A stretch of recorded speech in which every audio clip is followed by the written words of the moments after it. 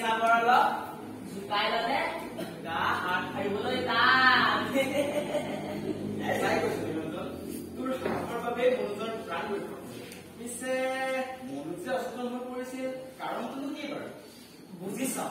সেই তিনিআলিত থকা উশৃংখল ল'ৰাকেইটাই মনোজক ফুচলাই তাৰ মানে জোৰ কৰি তাক কিছুমান বেয়া বস্তু যেনে ধৰ টেবলেট যাক ড্ৰাগছ বুলি কয় খুৱাই অভ্যাসত পৰিণত কৰিছিল যিটো মানুহৰ শৰীৰৰ বাবে অতি অপকাৰী মৰাত্মক সেইবাবে সি অচেতন হৈ গৈছিল কি কৈছ সেইবাবে মানে কেইদিনমানৰ পৰা ফেচবুক আমাৰ পৰিচয় দিছিলো কথা বতৰা নপতা হৈছিল আৰু পঢ়া শুনাতো বৰ মন নিদিয়া হৈছিল হে হৰি এতিয়া কি হব এই ৰবি চিন্তা নকৰিবি ডাক্তৰে তাক চোৱাচিতা কৰিছে নহয় সকলো ভাল হব বুলি কৈছে আমাৰ অধ্যক্ষ ছাৰে তাক ভালদৰে বুজাইছে যে এই ড্ৰাগছ নামৰ ব্যাধিটোৱে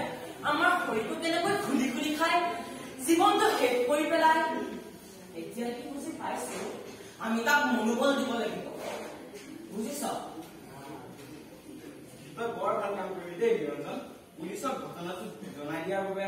সেই ড্ৰাগছ ব্যৱহাৰকেইটা পুলিচে এৰেষ্ট কৰিলে সঁচাই তই সাহসিকতাৰ পুৰস্কাৰৰ যোগ্য হয় চাচোন চা মনোজ আহিছে মনোজ এতিয়া তই গা ভাল পাইছনে পাইছো মই গা ভাল পাইছো আৰু মোৰ ভুলবোৰ মই বুজি পাইছো মই আৰু কেতিয়াও বেয়া কাম নকৰো আৰু সেই বেয়া বস্তুবোৰত মই কেতিয়াও হাত দিওঁ মই ছাৰ বাইদেউ মা দেউতা আৰু সিহঁতক কথা দিছো বৰ ভাল কথা মনোজ চাচোন জীৱনটো আমি এবাৰেই পাওঁ এই সুন্দৰ জীৱনটো আমি কেতিয়াও হেৰুৱাব নিবিচাৰো আমি আমাৰ মনোবল অটুট ৰাখিবই লাগিব আৰু আমি সকলোৱে এই ড্ৰাগছ নামৰ ব্যাধি নিৰ্মূলৰ বাবে হাতত হাত ধৰি আগবাঢ়ি যাবই লাগিব যাতে নিজৰ দৰে আন সকলোৰে জীৱনটো ৰক্ষা কৰিব পাৰে